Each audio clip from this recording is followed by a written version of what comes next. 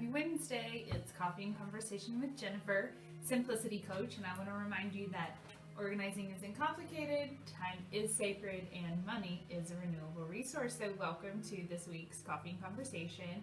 And the topic is similar to some of the past weeks where it's more of a question, and that will lead us into the discussion. So the question is, where am I making this complicated, or what feels complicated? So we have a tendency, human beings have a tendency to make things complicated, and we can do this with our stuff, we can do it with money, we can do it with our weight and food, we can do it with time, we can do it with relationships. So I'll give you a few examples. When we're organizing our home, organizing always starts with the process of letting go. And you sort, purge, kind of tidy it up, and then live with it for a little while and see if you need any type of organizing systems. You need a drawer organizer, you need a hook, you need, whatever that might be. That's pretty much organizing in a nutshell. But where do we make it complicated, or why does organizing sometimes feel complicated? And that's because we tend to talk ourselves out of getting rid of things.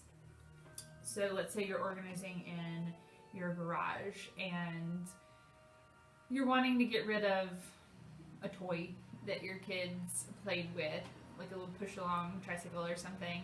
And you see your kids on the tricycle, it might be busted up, or not even busted, it's just not used. I mean, your oldest kid might be a teenager at this point, and so we can complicate the process of not letting go by the stories that we tell ourselves.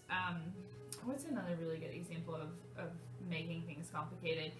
Letting go is a complicated process. It's pretty easy to donate, but some things are too big, too hard, too heavy, or too dirty to get in the car to donate. And therein lies kind of a complicated disposable process of how do I get rid of things. And I actually like that things aren't that easy to get rid of, because if it's easy to get rid of, then we don't learn our lessons. So if you're trying to sell, like let's say for example, you're wanting to sell some chairs or some furniture in your home that you're not using, and you realize that it's a pretty simple process, like the steps are very straightforward, it's 1 through 5, but it can feel really complicated or it's taking a lot of energy, then I think that's good, because you will start to ask yourself questions of, do I need this in the future? Where is this going to end up? And do I want to go through the process of trying to donate it or trying to sell it? So where do things feel complicated for you? So maybe it's with food or meal planning or eating or losing weight, and we really complicate the heck out of getting healthy and losing weight. But lifestyle choices or lifestyle diseases come down to lifestyle choices, and it comes down to what we eat. And what we eat is really simple, but we've allowed science, and I use science because we rely on studies that are backed and paid for by companies who have a vested interest in selling us pharmaceutical drugs, for example.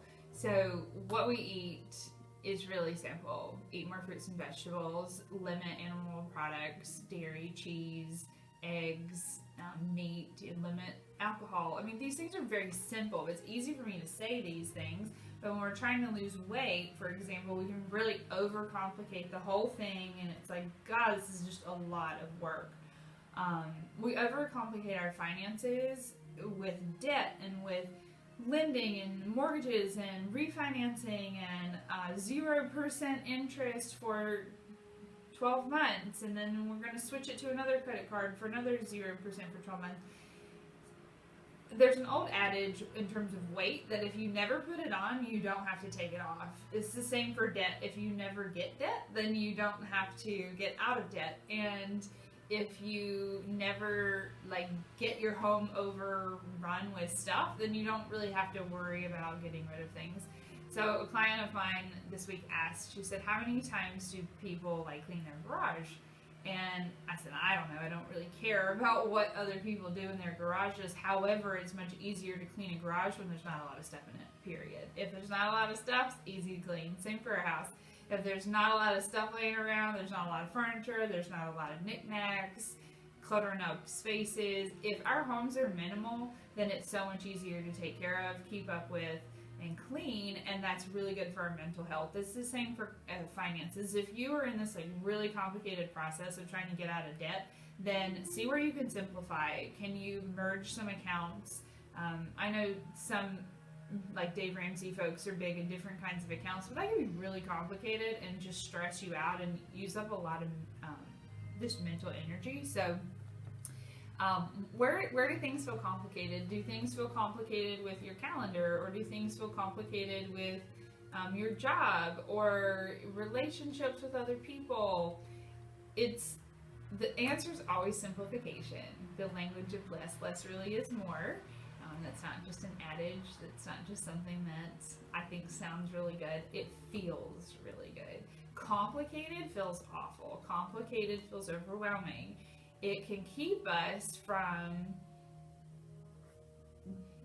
just easy breezy life. I mean, life's got enough curveballs thrown at us. We don't need more complication. So that's my thought for this week, is where does it feel complicated? And wherever the complication is, there's a way to simplify that.